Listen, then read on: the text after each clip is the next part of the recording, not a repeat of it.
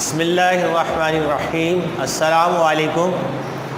Video lecture के हवाले से सेकेंड ईयर कॉमर्स बैंकिंग का चैप्टर, बैंकिंग का सब्जेक्ट के साथ हम हाजिर हैं।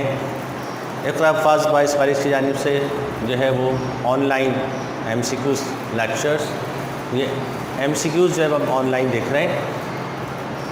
हम काफ़ी कुछ तो जो MCQs क्लास में पढ़ चुके हैं, लेकिन उसमें से ख़ास अहम इम्पॉर्टेंट जो MCQs हैं एग्जामिनेशन पॉइंट व्यू से, वो हम इसको दोबारा देख रहे हैं। जिसमें नंबर 1 है the number of parties to cheque is. एक चेक में कितनी पार्टीज़ होती हैं? ड्रॉयर, ड्रॉई, पे। जिसके नाम चेक लिखा गया, जिसने लिखा, और बैंक जो अदा करेगा। तो जिस पर चेक लिखा जा रहा है, पार्टीज़ इसमें जो है वो कितनी होती हैं?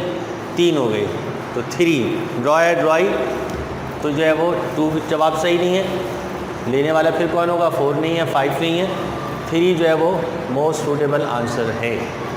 तो number of parties to a cheque is 3। Second है this term is use a measure of credit control. Credit control use करने के लिए कौन सी टर्म यूज़ होती है? Bank rate, exchange rate, wages rate, market rate. Exchange rate का ताल्लुक़ नहीं है, वेजेस रेट का ताल्लुक़ नहीं है, मार्केट रेट का ताल्लुक़ नहीं है। असल जो ताल्लुक़ है बैंक रेट जो है उससे जो ताल्लुक़ है।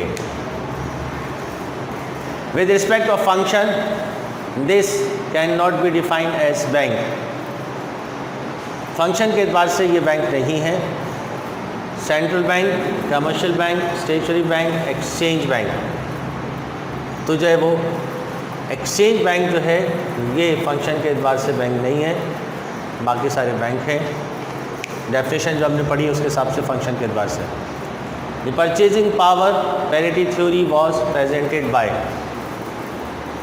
ये रेट ऑफ एक्सचेंज डिटरमिन करने की थ्योरी 3, उसमें से परचेजिंग पावर पैरिटी थ्योरी, ये गैस्टिव कैसल, ये जवाब ज़्यादा सही है। रिकार्डो नहीं, रॉबिन्स नहीं है, मार्शल नहीं है, तो ये इकॉनमिस्ट है जिसने थ्योरी पेश की है, गैस्टिव कैसल। The party on which cheque drawn is the. जिस पार्टी पर चेक ड्रॉ किया गया, लिखा गया है, तो जैसे ऊपर हमने पढ़ा 4 पार्टीज़ लिखने वाला जिस पे ड्रॉ किया और जो पे बैंक होगा, तो ये ड्रॉई जो है जवाब है।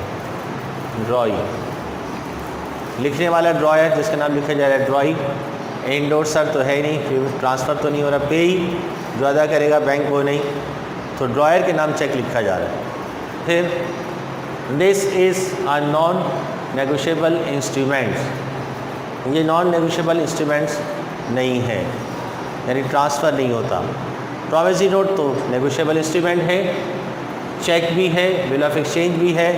लेटर ऑफ क्रेडिट, ये हमने मार्केट में नहीं सुना कि लेटर ऑफ क्रेडिट जो है वो ट्रांसफ़र हो रहा हो, तो इसका जवाब लेटर ऑफ क्रेडिट है। ठीक है।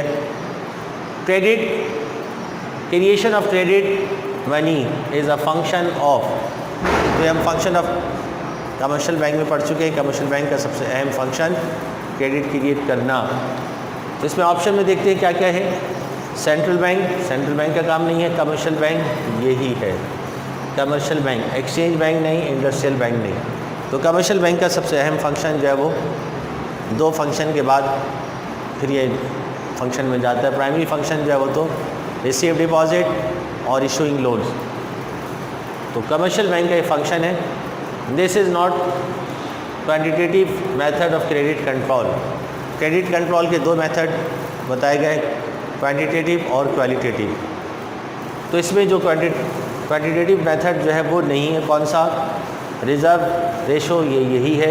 ओपन मार्केट ऑपरेशन भी यही है, और रिटेंशन ऑफ रेशो ये भी यही है। लेजिस्लेशन, ये इसका जवाब सही है। लेजिस्लेशन जो है ये क्वांटिटेटिव मेथड में शामिल नहीं है। फिर next, this is not include in credit instrument.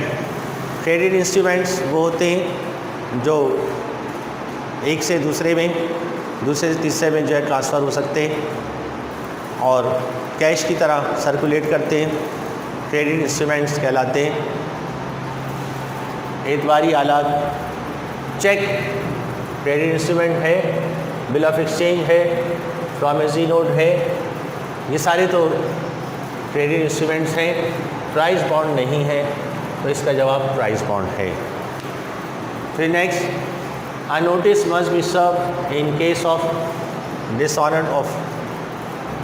Notice लाजमी है, उसकी रिसेशन लाजमी है।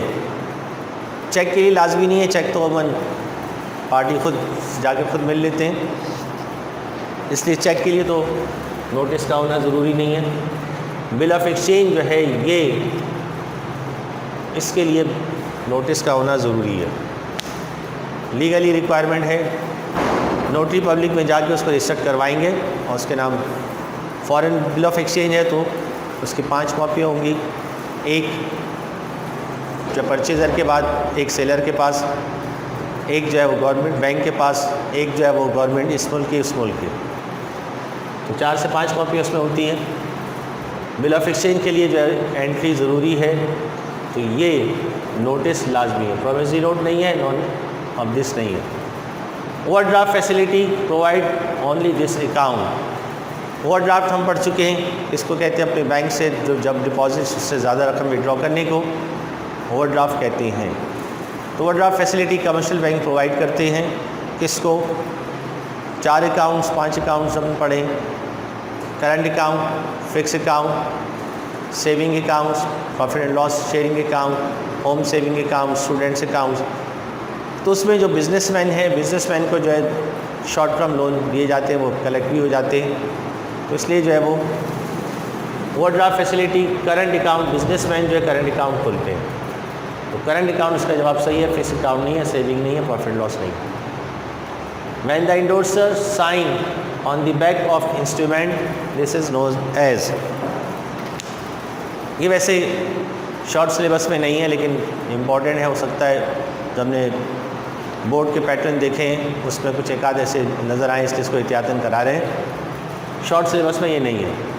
When the endorsee sign on the back of instrument, it is known as blank endorsement। जब खाली साइन कर दें लेकिन साइन के साथ कुछ नाम वाम लिख दे तो फिर स्पेशल एंडोर्समेंट हो जाती है। ये भी हम पढ़ चुके हैं, एंडोर्समेंट, काइंड्स ऑफ एंडोर्समेंट।